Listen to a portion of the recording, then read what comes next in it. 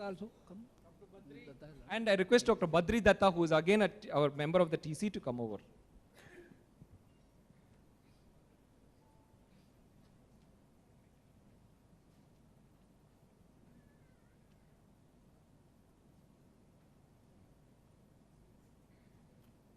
Thank you, Murli. Ladies and gentlemen, good afternoon. Murli has really set the stage, so there's not going to be any preamble here. I'm going to plunge straight into the first 5 chapters of the 4th edition of the NABH standards. To keep it short and crisp, I'm not going to quote the standard, I'm not going to quote the element, I'm not going to give an interpretation, but rather I'm going to give a summary of each chapter. The first set of slides will be about the numbers that have changed, and the next set of slides would be about the essence of what the change was. So the first chapter, as you all know, is AAC, Access, Assessment and Continuity of Care.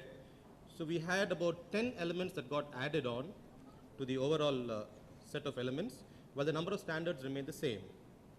Again, the headings for the standards are the same, and as I said, 10 elements got added. So the impact of the improvements or the additions that came in to the chapter are as follows. To start with, there was some ambiguity about what needs to come into the scope of services for an organization. So if you actually look at the accreditation certificates, sometimes there's a lack of uniformity in the way the scope is spelled out. And there was also concern from hospitals that certain things that should have come in the scope are not there, and vice versa. Hence, each service in the scope should be justifiable, and there was a qualification for that in the sense the service should have appropriate diagnostics and treatment facilities. There should be suitably qualified personnel to take care of the service, and most importantly, that service should cover outpatient, inpatient and emergency services. So thereby, there is less ambiguity when a service is put into the scope of services. Also, it's important to remember that what is not a part of the scope should also be mentioned, especially if this service or component of the service is something that is expected frequently or asked frequently by the people who visit that particular organization. We also looked at imaging services, and we brought in 3 new points and gave emphasis to these areas. It's important that patients are screened for their suitability for a particular test. It's also important to screen the patients for the appropriateness of the test that's being done. So these 2 points were brought in. A little bit of clarity was brought in as far as peer review was concerned, how peer review could be both external and internal. The periodicity of doing peer review was also explained. Surveillance methodology was similarly touched upon. The last 2 points were not too different from what was there earlier. It was just clarified in the interpretation segment to bring in more clarity for the assessors as well as the hospitals. Coming to the lab and the imaging services, an element was added giving emphasis to equipment and manpower such that the space, the equipment type and the personnel are adequate for the scope of services of the lab or the imaging. Critical results, we already know that critical results reporting is important, and it was already there in all the sets of standards till now. But what was brought in was that there should be a focus on the response to the critical result. The response from the clinician should be adequate to the nature of the critical result. Hence, there's now a 360 degrees response as far as critical results are concerned. We also brought in an emphasis on the critical results of outsourced services. This was implied and not explicit, but now it has been made explicit. As far as reporting errors are concerned, there could be a possibility to recall a report that has still not yet reached the patient, or a possibility to amend an error that has crept in. And hence, this was also brought in into the new standards. Structured handovers was also something that was brought in.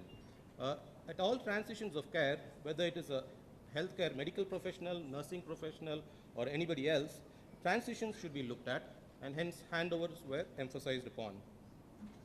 Care plan. There was some confusion from the hospitals as well as the assessors regarding care plan. It is felt that we should clarify on this point, and hence the intent of the element was reworded. The element that was reworded to bring out the intent as follows. The idea is that the care plan should be reflected in the medical record, and that care plan should reflect the desired outcome. It is not just writing a list of what is your care plan. It is not just writing a list of what is your desired outcome.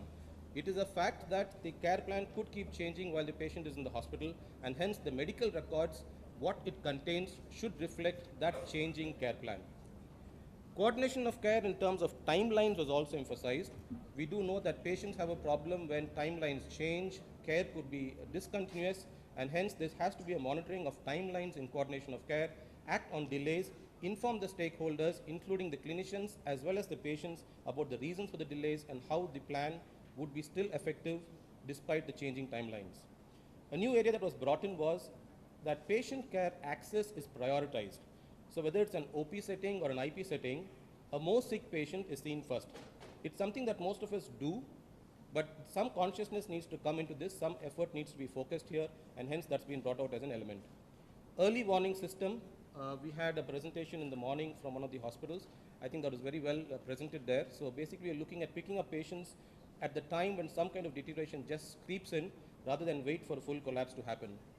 And last but not the least, in AAC, we also looked at monitoring discharge timelines, which is also equally important. Now, moving on to care of patients, yes, that still remains to be the big daddy of all the standards, the chapter. 2 standards were added here. In fact, one was moved from another chapter here. I'll explain that shortly. And overall, we had an increase in elements from 136 to 149. The standard that got moved was, there was a standard dealing with handling community emergencies and epidemics and other disasters, which was in the FMS chapter earlier. Now this involves the use of the emergency services and the clinical services in the organization, and hence this was moved from FMS to COP. The standard per se remains the same. One new standard was added, and that's on organ transplant. Because there was a felt need to address this. A good number of hospitals are involved in organ transplant, and hence this was touched upon as a separate standard. Thank you. So coming to the overall impact of the changes, we started with the emergency department. I think you do know that we have a separate set of standards in the NABH that addresses the emergency department, and hence some of the key points from that particular standard was brought into this particular standard. The elements included emphasizing that the emergency department, there is ease of access to the ED. A quality assurance program needs to be there for the emergency department. Look at areas that are a little difficult to handle, that is patients who are brought in dead, and also look at communication in the ambulance, such that the opportunity to bring in some kind of patient care at an earlier phase while the patient is in transit in the ambulance on the way to the hospital. So these 4 points were added in the emergency department standard. Organ transplant was a full standard. It dealt with the legality, the policies and procedures in the hospitals, the ethical aspects, the importance of awareness among the staff about organ donation, the importance of how this is brought across in a very delicate manner to the families of people who are in a situation for organ donation. Monitoring of patients after procedures. You know that there's one set of standards that deals with surgeries, and there's another standard and set of elements that deal with procedures, typically diagnostic procedures like lumbar puncture and so on.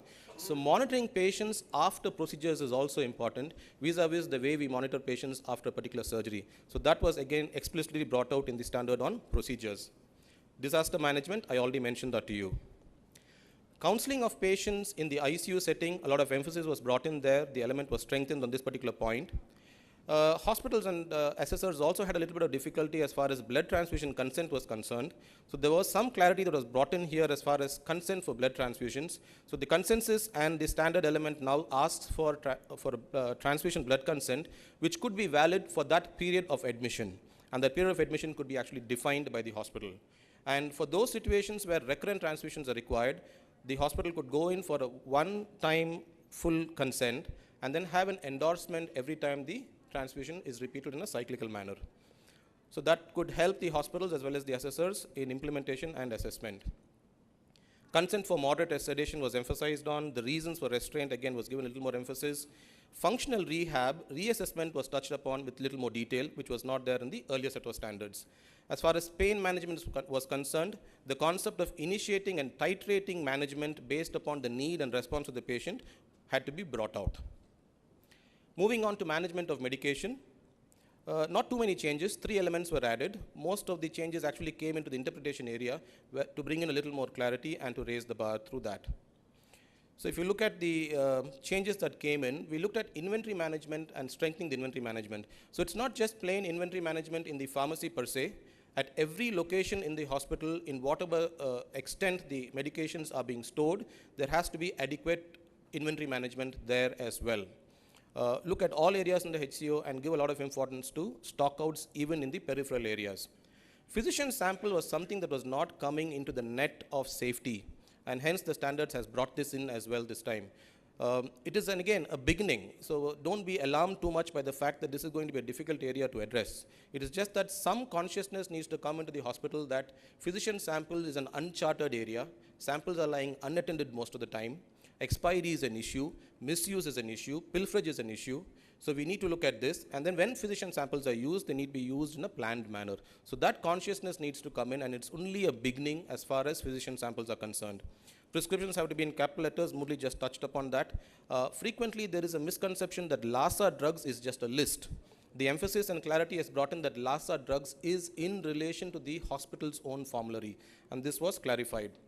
Reconciliation of medications or medication orders at transitions of care is also important. We looked at that in AAC, that transitions and handovers should be proper, and this is reflected as well as in medication, because medication safety during transitions is also important. We looked at special training needs that needs to come out in the standard and element as far as chemotherapeutic drugs is concerned. We have been a little prescriptive here. We have put in the emphasis that a biosafety cabinet, preferably 2A, is required for chemotherapeutic drug preparations in the organization. Staff should be aware about the safety practices. Patient education is also important because even patients should know about what are the problems involved with taking chemotherapeutic drugs. We looked at strengthening the medication administration process in the organization per se and brought in a little more emphasis on how that is charted properly for every drug dosage in the hospital.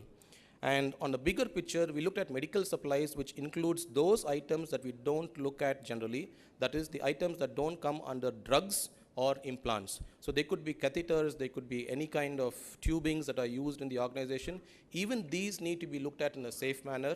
Sterility has to be looked at, packing has to be looked at, and hence this was also emphasized in the standards. Moving on to PRE, we had one element that was added and a total of 54 elements vis-a-vis 46 earlier. So patient right to get an additional opinion. This was brought in as a new element. So patient's right to actually say that I would like to bring somebody to see the patient and give an opinion, or I would like somebody else in the organization to give this opinion. So the hospitals could come out with a mechanism how this could be facilitated, either internally if they have the number of people to do this, or externally in some kind of a planned manner. And patients' right to have this is respected, and they are not obstructed from actually doing this. A new standard was brought about on communication. All of us know the importance of communication, and hence whether this is being looked at in hospitals. This has been emphasized in the standards. What constitutes acceptable and effective communication? Communications in specific situations like breaking bad news and so on. Avoiding and identifying unacceptable communication is equally important. Now, stress on capturing patient experience in addition to feedback. So the concept of looking at patient experience versus just patient satisfaction.